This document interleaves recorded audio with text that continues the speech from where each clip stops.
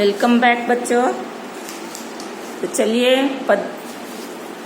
कविता का अंतिम पद्यांश को पढ़ती हूँ जो कि लास्ट है, और फिर उसके शब्दार्थ और भावार्थ को समझाती हूँ। तो अंतिम पेज 8 खोलिए और देखिए। किंतु दुख भरी, पिछले पद्यांश में कवि ने कहा है कि जब मेरे सुख भरे दिन आए तो मैं नतमस्तक होके आपका दर्शन कर सकूं। और वो आगे क्या कहते हैं, किंतु दुख भरी रातों में जब सारी दुनिया मेरा उपहास करेगी तब मैं शंकित ना हूं, यही वरदान चाहता हूं। ठीक है, 4 पंक्ति है। किंतु दुख भरी रातों में जब सारी दुनिया मेरा उपहास करेगी, उपहास है नहीं मजाक उड़ाना, अभी लिखा दूंगी, हाँ करेगी, तब मैं शंकित ना होऊं, यही वरदान मैं चाहता हूं। तो पहले इसमें क्या क्या हमारे आ गए, दुख भरी, पहला शब्दार्थ आया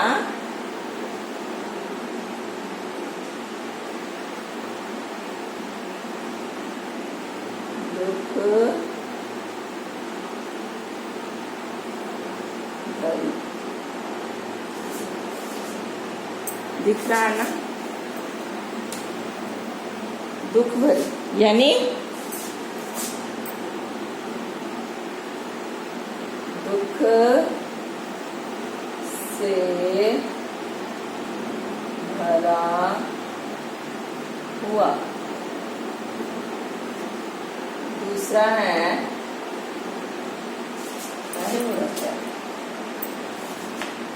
दूसरा आया उपहास,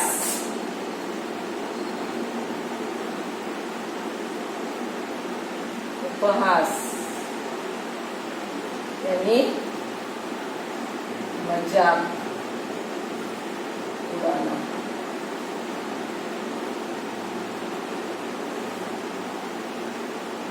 और तीसरा आया शंकित,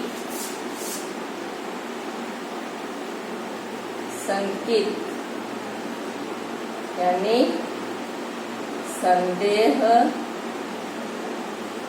से युक्त, संदेह से युक्त यानी डाउट से भरा हुआ, डाउट हो जहां, शंका हो, ठीक है, यानी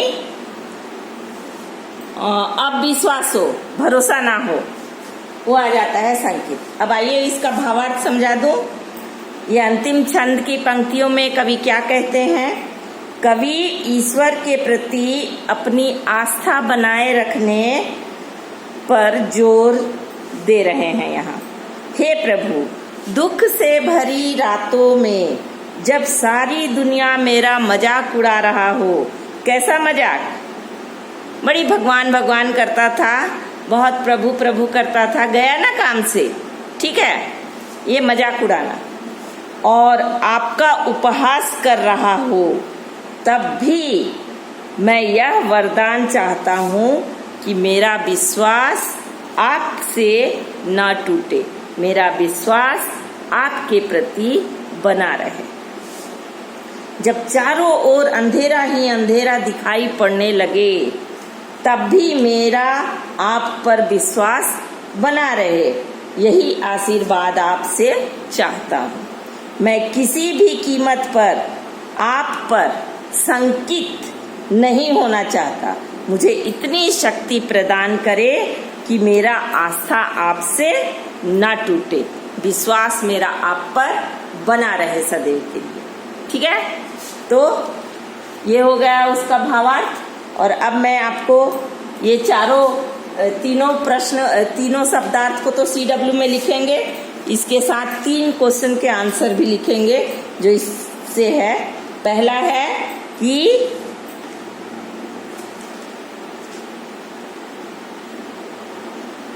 संकित ना होना का अर्थ क्या है। संकित ना होना का अर्थ है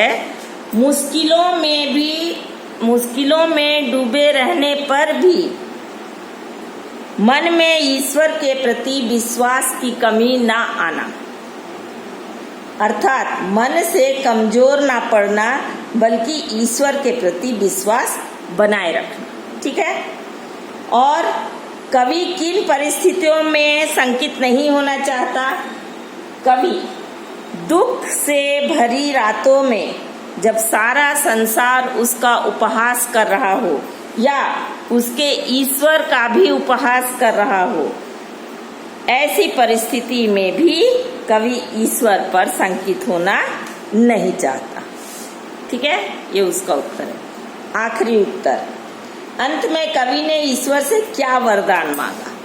इतनी कविता पढ़ लिए, हर पद्यांश से हम लोग देख रहे हैं कि वो वरदान मांग रहे हैं, क्या क्या वरदान मांग रहे हैं। तो निचोड़ एक निकला कि कवि ने ईश्वर से यह वरदान मांगा है इस कविता में कि हमें इतनी शक्ति और साहस प्रदान करें जिससे मैं अपने दुख और भय की अवस्था में भी अपने आप पर विजय प्राप्त कर सकूं और समस्या भरी जीवन को पार करके आपको सदैव याद रख सकूं। ओके, इसके साथ ही ये हमारा पाठ समाप्त होता है और इसके बाद मैं आपको नोट्स का PDF भेज दूंगी। तब तक के लिए धन्यवाद।